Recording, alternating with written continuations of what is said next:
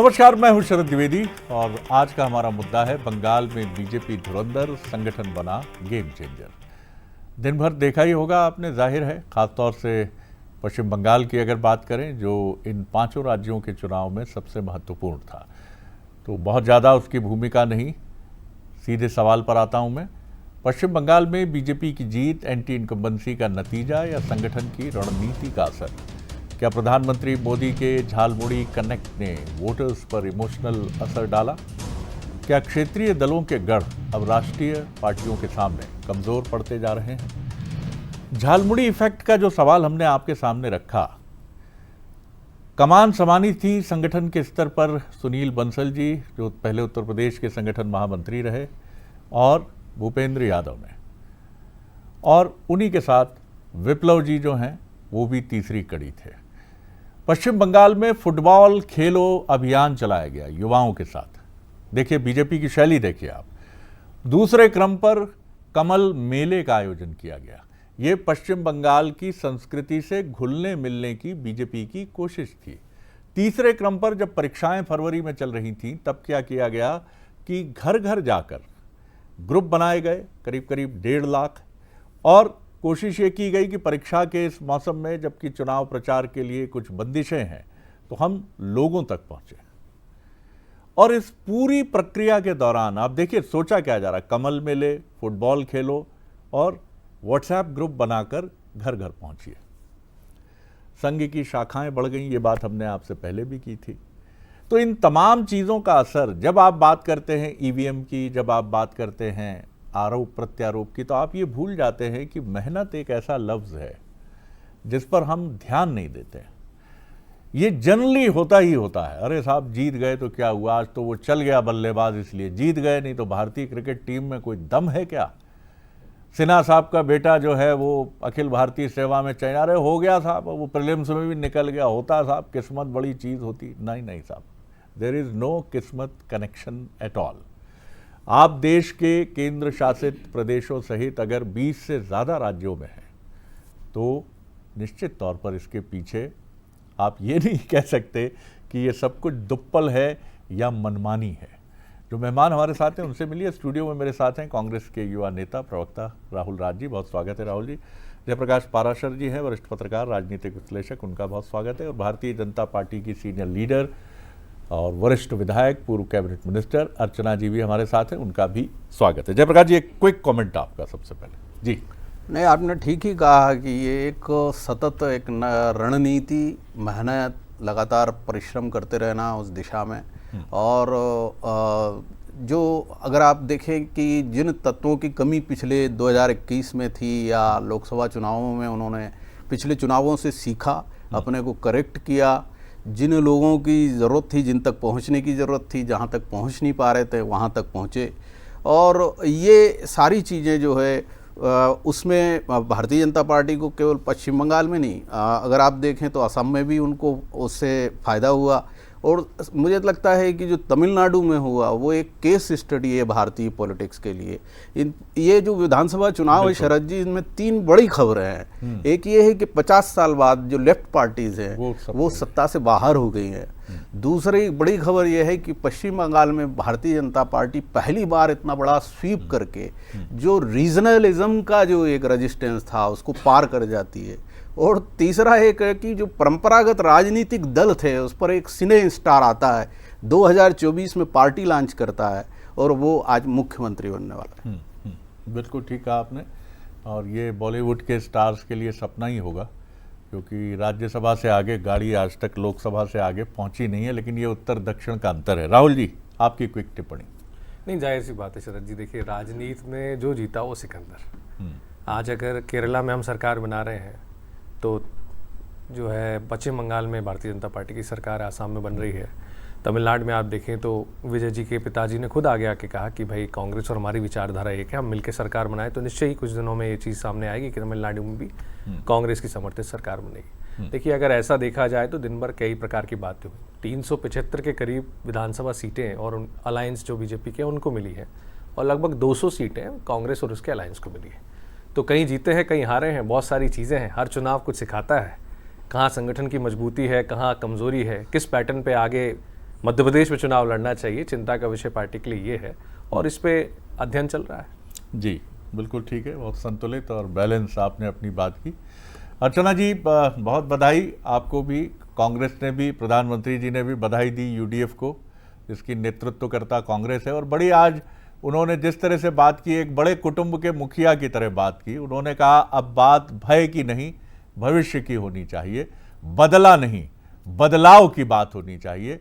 और लेफ्टिस्ट सोच की पार्टियों का जो एक तरह से उनका सत्ता से हटना हुआ है केरल के बाद, तो उन्होंने कहा ये सियासत का बदलाव नहीं, एक सोच का परिवर्तन हो गया है। जी आपकी रिएक्शन अर्चना जी। ये जो चुनाव है ये देश के वोटर का अपने आप में एक मैच्योरिटी का मैसेज देने वाला चुनाव है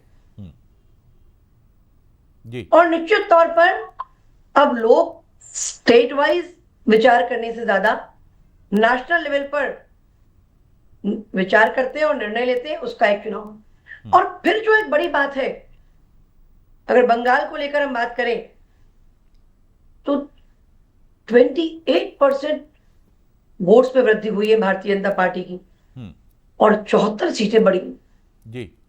ये अपने आप में असाधारण बात है और भारत के लोकतंत्र की विजय का चुनाव है जी।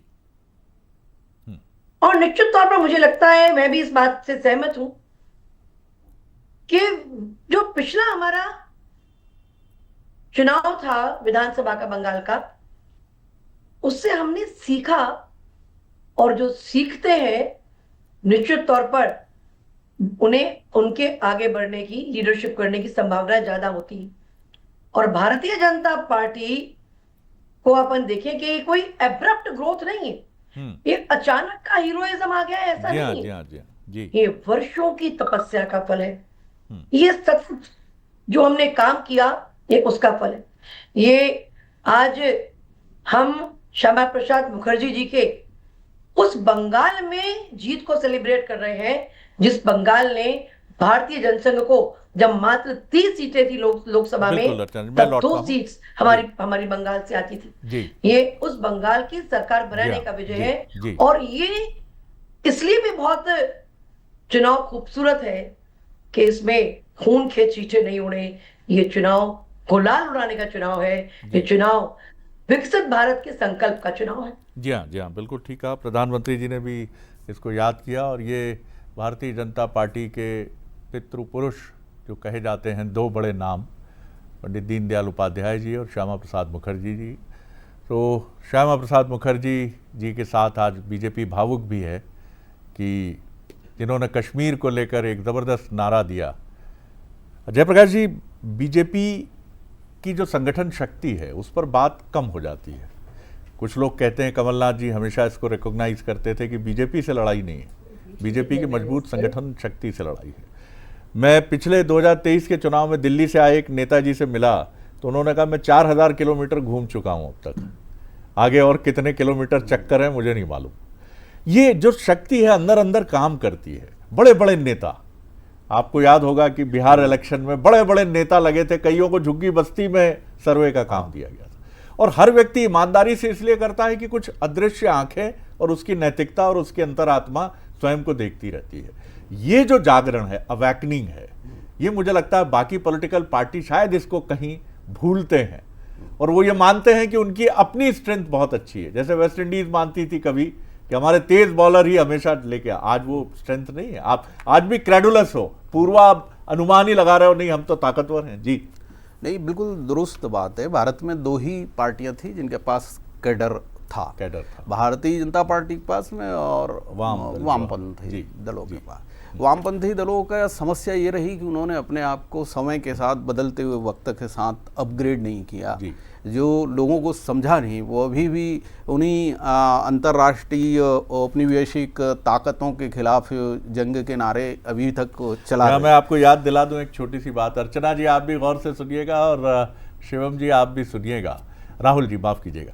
बात ये थी कि कांग्रेस के एक बहुत दिग्गज नेता ने मुझसे कहा था जब मध्य प्रदेश में कांग्रेस की सरकार है कि अगर वामपंथी धर्म के महत्व को समझ लेते तो पूरे देश में राज कर रहे होते। वो कहते थे छिप छिप के दुर्गा पूजा के पंडालों में जाते हैं जब वामपंथी दल की सरकार थी, लेकिन खुल कर नहीं जाते। बिल्कुल, आप दुरुस्त कह रहे हैं। तो उन्होंने इस चीज़ को पढ़ने में वो थोड़ा पीछे रहे, और मुझे ऐसा लगता है कि जो दूसरे दल हैं, जो पार्टियां हैं, उनमें इस तरह की सांगठनिक शक्ति का बड़ा अभाव है।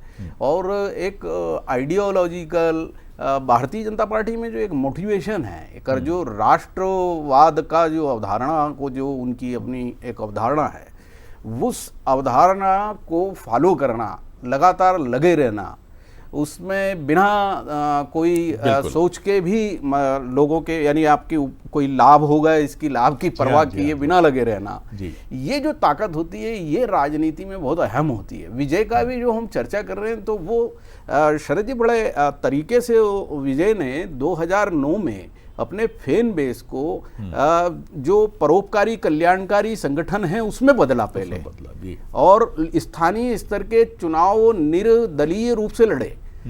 ये जो है एक संगठन बहुत ही अहम है। भारत में बहुत मुश्किल है चुनाव जीतना अगर आपके पास सांगठनिक शक्ति पर्याप्त तो नहीं है जी। अगर आप लोगों तक पहुंचते नहीं हैं, बहुत हाइपर लोकल मुद्दों को पकड़ते नहीं हैं, बिल्कुल लोकल गवर्नेंस को आप करते नहीं हैं, यहाँ तो भी बहुत मुश्किल। ये भी बहुत महत्वपूर्ण है जेपी जी की, जयप्रकाश जी की, भारतीय जनता पार्टी पारंपरिक टूल्स जो राजनीति के हैं, जातिवाद, इक्वेशंस, रीजनल इक्वेशंस, और जहां जरूरत पड़ती है वहां साम दंड भेद, संसाधन संपन्न है ही, सोने पे सुहागा, लेकिन इसके साथ मेहनत, इसको नहीं छोड़ देना कि साहब अपन तो बड़े पॉपुलर हैं, हमारे पास नरेंद्र मोदी जी हैं, हमारे पास इतने राज्यों में हमारी सरकारें हैं, उसके बाद स्ट्रेंथ हुई।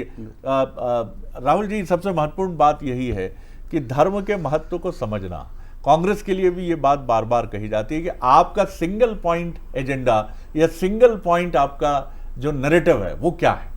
आज कांग्रेस से हम बात करते हैं, कभी नफरत की दुकान की बात आ जाती है, मोहब्बत की दुकान की बात आ जाती है, कभी कहा जाता है डराया जा रहा है, धमकाया जा रहा है, धमकी दी जा रही है, कभी कहा जाता है अमेरिका का आतंक है भारत के ऊपर, लेकिन एक सिंपल नैरेटिव नहीं है जो पहले हुआ करता था, गरीबी हटाओ। इंदिरा जी का ये नारा जबरदस्त चलता था। बीजेपी का आज भी ये नारा है, राष्ट्रवाद और सनातन की रक्षा। जी नहीं, देखिए शरद जी, ऐसा नहीं है। आज अगर आप केरला का उदाहरण देखें तो केरला में कांग्रेस अपनी विचारधारा पे चुनाव लड़ी, और आज अगर टीवी के पार्टी के नेता स्वयं आगे आके कांग्रेस के साथ हाथ मिलाने की बात करें तो वो भी कांग्रेस की विचारधारा की जीत है, और कोई कारण नहीं। उनको पर्याप्त सीटें मिली हैं, उनको थोड़ी बहुत सीटों की आवश्यकता है, वो निर्भर नहीं, लेकिन उन्होंने स्वयं आगे आके कहा ये हमारी विचारधारा है। दूसरा, पश्चिम बंगाल में ये कांग्रेस की अपनी विचारधारा थी जिसके कारण हम ममता जी के साथ चुनाव नहीं लड़े, क्योंकि जो वातावरण तृणमूल कांग्रेस ने वहाँ बनाया हुआ था, जिसका उल्लेख हर जगह हो रहा है, उस वातावरण के साथ कांग्रेस नहीं खड़े होना चाहती थी। जहाँ तक आपने प्रश्न कहा, देखिए कांग्रेस, मैंने आपसे बार बार कहा, आपके हर डिबेट में कहता हूँ, आज फिर कहूँगा, हम नवाचार के एक बहुत बड़े दौर से गुजर रहे हैं, हम ये मानते हैं, और मैंने बार बार कहा, मैं आज फिर कहूँगा कि 2028 का मध्य प्रदेश का चुनाव कांग्रेस का विधायक का प्रत्याशी नहीं लड़ेगा, कांग्रेस का संगठन लड़ेगा। और यही नवाचार है जो राहुल गांधी जी क्षण क्षण पार्टी के अंदर कर रहे हैं। हमारी पार्टी कभी कैडर बेस्ड पार्टी नहीं रही, ये किसी से छुपा नहीं, जन आंदोलनों से निकली हुई पार्टी है, लेकिन इसमें किस प्रकार के नवाचार होने चाहिए वो नवाचार हो रहे हैं। हमारी पार्टी में जंबो कारकारणीज होती थी, आज देखिए आप हम छोटे पे आ गए हैं। हमारी कारकारिणी में वही एक चलता था, इन्हीं को मौका मिलेगा, उन्हीं को मिलेगा, आज देखिए हमारे जैसे कई लोग आपके सामने बैठते हैं। तो कांग्रेस अपने आप को बदल रही है, कांग्रेस वर्तमान की परिस्थितियों को समझ रही है। और आज आप पूरे परिप्रेक्ष्य में देखें तो बंगाल का चुनाव कोई लेवल प्लेइंग फील्ड तो था नहीं शरद जी। इतनी सारी सुरक्षा एजेंसियां, ईडी, सीबीआई, सारी व्यवस्था, सीएम के खुद के क्षेत्र में आपने 60,000 के करीब नाम गायब कर दी, मतलब डिलिमिटेशन प्लस एसआईआर आपका विनिंग फैक्टर बन रहा है। लेकिन यही बात का जो अंकुश है, आज अगर आप बात करें तो हमारी बहन बैठी हैं, वरिष्ठ विधायक भी हैं। मैं आप इस सिलेक्शन से ये भी समझें कि जो दक्षिण भारत के लोग हैं, जो पीड़ा राहुल गांधी जी ने संसद में कही थी डिलिमिटेशन को लेकर, जब इन्होंने कहा कि हमने वुमन रिजर्वेशन बिल का विरोध किया, वो डिलिमिटेशन का विरोध था। वो बात यही थी कि दक्षिण भारत के लोगों के साथ न्याय होना चाहिए, और उसी न्याय की उम्मीद में आज दक्षिण भारत ने अपना जनमत सामने रखा है कि साहब हमारी चिंता करिए, और हम लोग भी इस देश का एक अभिन्न हिस्सा है। इसी बात में केरला में हमारी सरकार बनी है, और प्रधानमंत्री जी ने जिस तरीके से अपना उद्बोधन दिया है, उनको साधुवाद, उन्होंने सबका नाम लिया, हम भी कहते हैं, हमको शुभकामनाएं देते हैं। जी, यूडीएफ को बधाई दी जी, हम भी कांग्रेस नेतृत्व करती है जिसका, और उन्होंने आश्वस्त किया कि तमिलनाडु हो या केरल हो, हम कंधे से कंधा मिलाकर विकास के सफ़र के हम सफ़र हैं। अर्चना जी, शक्ति आपकी अद्भुत है। संगठन की शक्ति की मैं बात करूं, अभी भी आपके पास राष्ट्रीय स्वयंसेवक संघ जैसे संगठन का एक अलग किस्म का समर्थन है। वो आते हैं चुपचाप, वो ये नहीं पूछते प्रत्याशी का नाम क्या है, वो ये नहीं चाहते कि उसके बाद वो आवेदन का सिलसिला लेकर संबंधित विधायक या मुख्यमंत्री के सामने खड़े हो जाएं। वो आते हैं, अपना काम करते हैं और फिर झोला उठाकर अपनी उसी दुनिया में विलीन हो जाते हैं जहां से वो आए थे। ये किसी भी संगठन के लिए बहुत बड़ा एसेट है। जी, बड़ी बात ये भी है कि निस्वार्थ भाव से वे काम करते हैं, राष्ट्रवाद की प्रेरणा से ओतप्रोत होकर वे काम करते हैं और उनके उस विचार से पोषित होकर हम सभी संगठन, भारतीय जनता पार्टी के समेत सारे अन्य क्षेत्रों में जितने संघ की प्रेरणा से संगठन काम कर रहे हैं, हम सब काम करते हैं। और जो राष्ट्रवाद की प्रेरणा है, ये व्यक्ति को नेशन फर्स्ट के भाव से काम करने के लिए और कभी भी डिमोटिवेट होने ही नहीं देती। जब आप खुद को केंद्र में रख के काम करते हैं तो मुझे ये मिला, मुझे ये नहीं मिला, इस विचार से आप कहीं ना कहीं पीड़ित होते हैं और बहुत दिन तक निरंतरता काम की बनी नहीं रहती। तो राष्ट्रवाद हमारी बहुत बड़ी वैचारिक जो हमारा आधार है, धरातल है ना, ये बहुत हमें पोषण देता है, ये हमें डिस्चार्ज ही होने नहीं देता है। और साथ में आप देखें इन सारी पॉजिटिविटीज के साथ में जो आपने कहा कि सरकार भी है, साधन भी है, कैडर भी है, नेतृत्व भी है, सब कुछ होने के बाद भी वो अहंकार नहीं है जो हमें काम आलस से भर दे। वो भाव नहीं है कि अब तो हम सबसे ताकतवर हैं, हम किसी भी स्थिति में पहुंच जाएं। आज मात्र हम कुछ ही साल पहले की बात बताऊं, 2013 में भारतीय जनता पार्टी के 777 एमएलए थे देश भर में, और आज जब मैं और आप बात कर रहे हैं तो भारतीय जनता पार्टी के 1798 एमएलए है। ये जो विगत 13 साल में हमारे नंबर ऑफ एमएलए जो जिस प्रकार से बढ़े, वो भारतीय जनता पार्टी का सातत्य, भारतीय जनता पार्टी की कार्यशैली और कोई बताती। अर्चना जी, आपने ये बात बिल्कुल ठीक कही। ये बात एक विश्लेषणकर्ता के नाते राजनीतिक समीक्षक ज़रूर सोचते हैं कि जिस तरह आपके कई वरिष्ठ योद्धा समय आने पर अपनी तलवार मयान में रखकर चुपचाप अपने खेमे में चले जाते हैं, ये अद्भुत है। चाहे वो लाल कृष्ण आडवाणी हो, मुरली मनोहर जोशी हो या सुमित्रा महाजन जी हो। हम लोग कई बार सोचते हैं क्या मल्लिकार्जुन खड़गे या सिद्धरमैया या और जो तमाम नेता हैं दूसरी पार्टियों के भी, क्या वो समय आने पर कुछ इस तरह की परंपरा को लेकर आगे बढ़ते हैं?